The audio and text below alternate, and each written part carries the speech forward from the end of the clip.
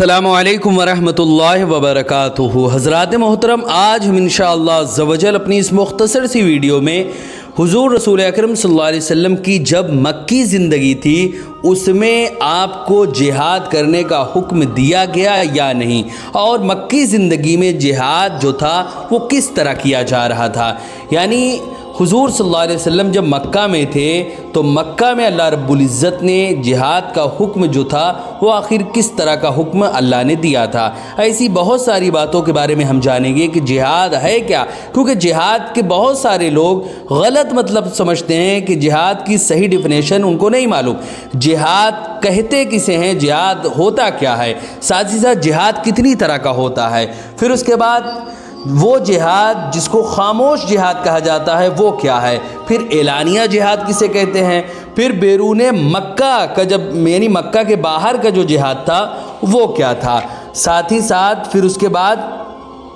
ایسی ہی کئی ساری باتیں آج اپنی اس مختصر سی ویڈیو میں ہم جانیں گے۔ ویڈیو پسند آئے ویڈیو کو لائک کریں، شیئر کریں، اور اگر ہمارے محمدی چینل پر نئے آئے ہوں تو اسے ضرور سبسکرائب کر کے بیل آئیکن کو بھی ضرور دبائیں تاکہ اس طرح کی تمام انفارمیٹیو ویڈیوز آپ تک ضرور پہنچے۔ حضرات محترم، اللہ کے رسول حضور رسول اکرم صلی اللہ علیہ وسلم ارشاد فرماتے ہیں، مسند احمد کی روایت ہے کہ اللہ کے راستے میں جہاد کرنا دین کا بلند درجہ ہے۔ حضرات محترم، قرآن مقدس میں ایمان کے ساتھ ساتھ جہاد کا ذکر بھی بار بار آیا ہے۔ اللہ رب العزت نے سورہ بقرہ میں واضح لفظوں میں ارشاد فرمایا، ان الذین آمنوا والذین ہاجروا وجاہدوا فی سبیل اللہ اولئک یرجون رحمت اللہ، بے شک جو ایمان لائے اور جنہوں نے اللہ کے راستے میں ہجرت کی اور جہاد کیا وہ رحمت الہی کے امیدوار ہے۔ اسی طرح سورہ مائدہ میں اللہ رب العزت نے واضح لفظوں میں ارشاد فرمایا، یا ایھا الذین آمنوا اتقوا اللہ وابتغوا الیہ الوسیلہ وجاہدوا فی سبیلہ لعلکم تفلحون، اے ایمان والو اللہ سے ڈرو اور اس کی طرف وسیلہ ڈھونڈو اور اس کے راستے میں جہاد کرو اس امید پر کہ تم فلاح پا جاؤ۔ حضرات محترم، آخر جہاد ہے کیا، جہاد کہتے کسے ہیں، اب ذرا وہ سمجھے۔ دشمن کے مقابلے میں اپنے قول و عمل کے ذریعے پوری کوشش اور پوری صلاحیت صرف کر دینے کا نام جہاد ہے۔ یہاں پر دشمن کے مقابلے یعنی جیسے حضور صلی اللہ علیہ وسلم کے جو بھی اسلام کے دشمن تھے مکہ میں، ان کے خلاف حضور صلی اللہ علیہ وسلم پر یہ آیت نازل ہوئی کہ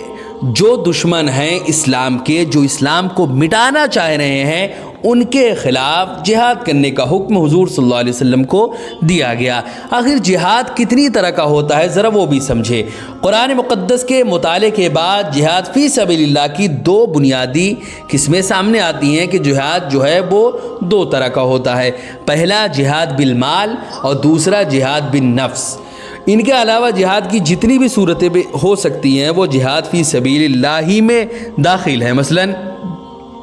جہاد بالعلم، جہاد بالقلم، جہاد باللسان وغیرہ، وہ سب کے سب جہاد فی سبیل اللہ میں ہی آتی ہے۔ حضرات محترم، حضور رسول اکرم صلی اللہ علیہ وسلم کی حیات طیبہ کا کوئی بھی حصہ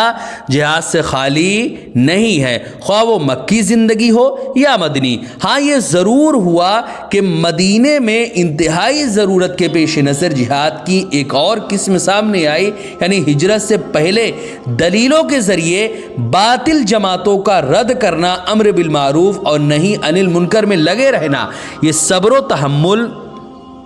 یعنی امر بالمعروف اور نہی عن المنکر میں مشغول رہنا، اسی میں لگے رہنا، صبر و تحمل اور عفو و درگزر کے ساتھ اللہ کے اطاعت میں مشغول رہنا اور اپنے نفس و خواہش سے لڑنا، یہ جہاد رہا۔ تو ہجرت کے بعد مذکورہ تمام کے تمام جہادوں کے ساتھ جہاد بالسیف یعنی قتال اور جنگ کا اضافہ ہوا، لیکن قتال کی صورت میں جہاد کو اسی وقت اپنایا جائے گا جب اس کی سخت ضرورت ہو۔ حضرات محترم، سورہ فرقان میں اللہ رب العزت نے واضح لفظوں میں ارشاد فرمایا، قرآن مقدس کی 3 مکی آیتیں ایسی ہیں جن میں جہاد کا ذکر آیا ہے، وجاہدہم بہ جہادا کبیرا، اور قرآن کے ذریعے ان سے بڑا جہاد کیجیے۔ اب ظاہر سی بات ہے قرآن کے ذریعے کوئی انسان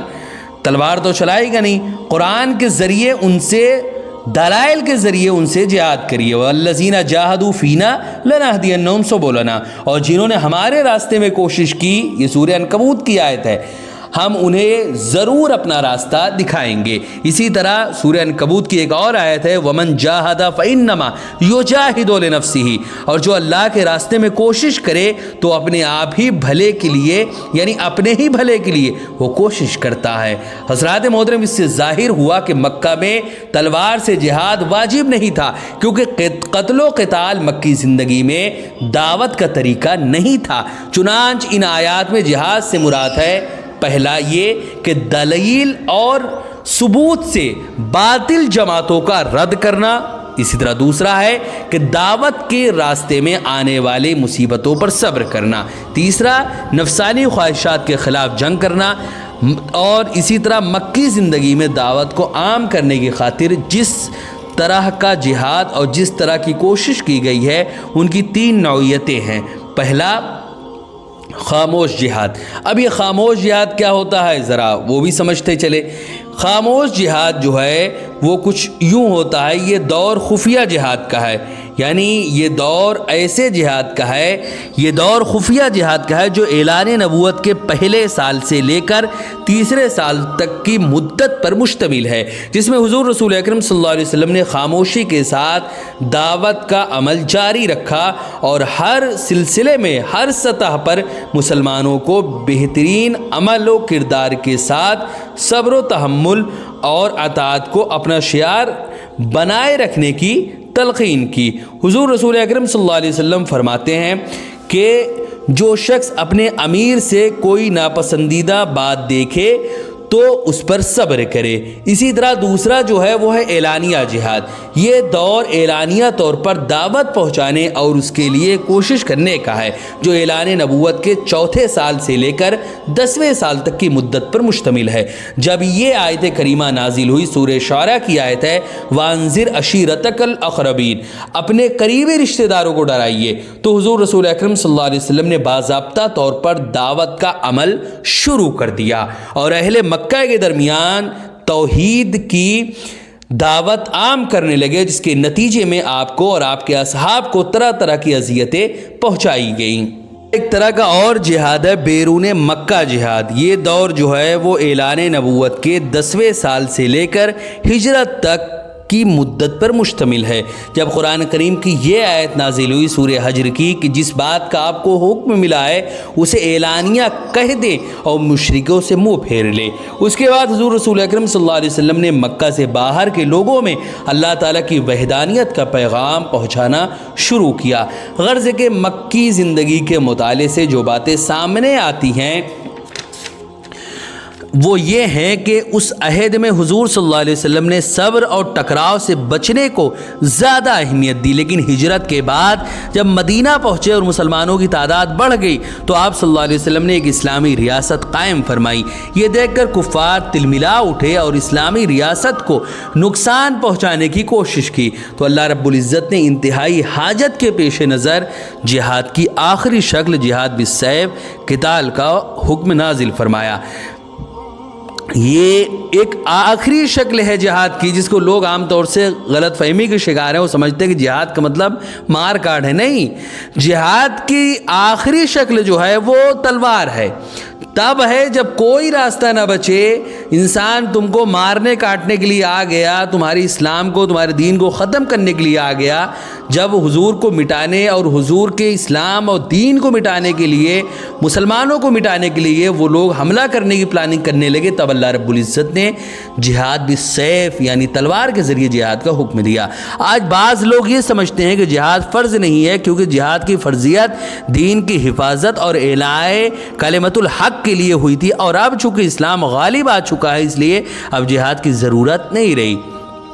کچھ لوگ یہ سمجھتے ہیں کہ جہاد کی آخری شکل یعنی قتال ہر حال میں فرض ہے، خواہ صورتحال کیسی بھی ہو۔ یہ دونوں باتیں غلط ہیں۔ یاد رکھیں کہ یہ گمان نبی کریم صلی اللہ علیہ وسلم کی سیرت کو مٹانے والا ہے، جبکہ اللہ رب العزت کا ارشاد ہے، سورہ احزاب کی آیت ہے، لَقَدْ كَانَ لَكُمْ فِي رَسُولِ اللَّهِ أُسْوَةٌ حَسَنَةٌ، بے شک تمہیں رسول کی پیروی بہتر ہے، رسول کی زندگی میں ہی تمہارے لیے بہترین نمونہ عمل ہے۔ قرآن تو ہمیں نبی کریم صلی اللہ علیہ وسلم کی پوری زندگی کو नमूने अमल बता रहा है, लेकिन हम पूरी सीरत तैयबा को नमूने अमल मानने को तैयार ही नहीं हैं। जिहाद की असल रूह जो है वो दावत इल्लाह और अपनी ताकत के मुताबिक जो है वो दीनो हक की नशर व इशाअत है, जो कभी भी मतरूक नहीं रहा है। जिहाद की शुरुआत खुद अपनी ज़ात से होती है, फिर अपने अहलो अयाल, पड़ोसी, कबीला और दिगर अल्लाह के बंदों से। दूसरे लफ्ज़ों में हम उसे जिहाद बिन नफ्स या जिहाद बिल अमल कह सकते हैं।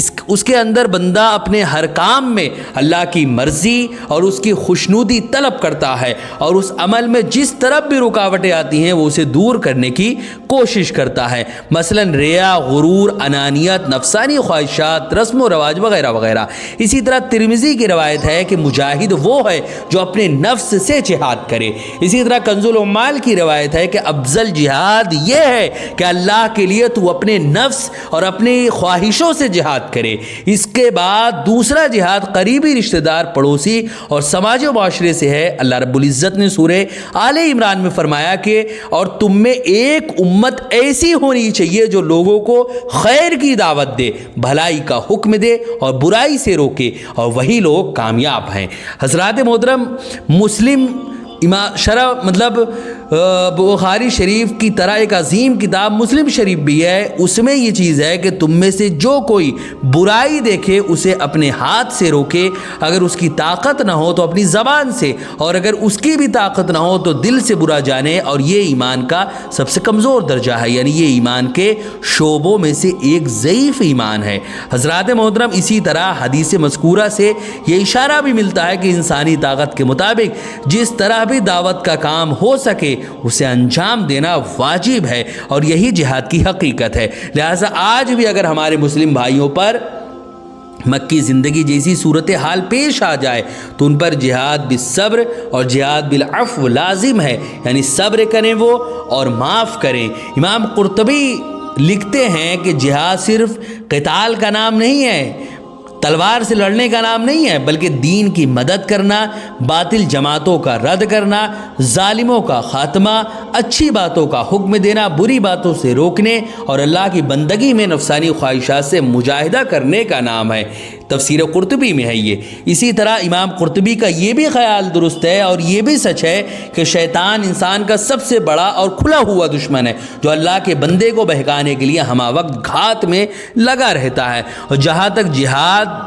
तक जो है जिहाद बमाना क़िताल की बात है तो ये बाकी है और क़यामत तक बाकी रहेगा, लेकिन वो जिहाद उसी वक्त अमल में लाया जाएगा जबकि जान जाने का ख़तरा है, नस्ल ख़त्म होने का ख़तरा है, अक्ल, माल और दीन में से किसी एक की हिफाजत जंग के अलावा किसी और तरीके से मुमकिन ना हो और जंग के लिए हालात भी साजगार हों और वो जिहाद भी किसी अमीर की इमारत के मातहती में हो। यही वजह थी कि नबी करीम सल्लल्लाहु अलैहि वसल्लम ने मक्की ज़िंदगी में जिहाद बमाना क़िताल को अख्तियार नहीं फरमाया, बल्कि जिहाद की दूसरी किस्मों पर अमल किया, जैसे जिहाद बिन नफ्स, जिहाद बिल इल्म और जिहाद बिल लिसान वगैरह। इसलिए अल्लाह के बंदों को चाहिए कि शैतान से मुकाबले और नफ्स से जंगो जिहाद के लिए हर तरकीब पर अमल करें, और अगर कभी जान की बाजी लगानी हो तो उससे भी कभी भी हिचकिचाए नहीं। वीडियो पसंद आए तो वीडियो को लाइक करें, शेयर करें, और अगर हमारे मोहम्मदी चैनल पर नए आए हो तो इसे ज़रूर सब्सक्राइब करके बेल आइकन को भी ज़रूर दबाएं। अस्सलामु अलैकुम वरहमतुल्लाहि वबरकातुहू।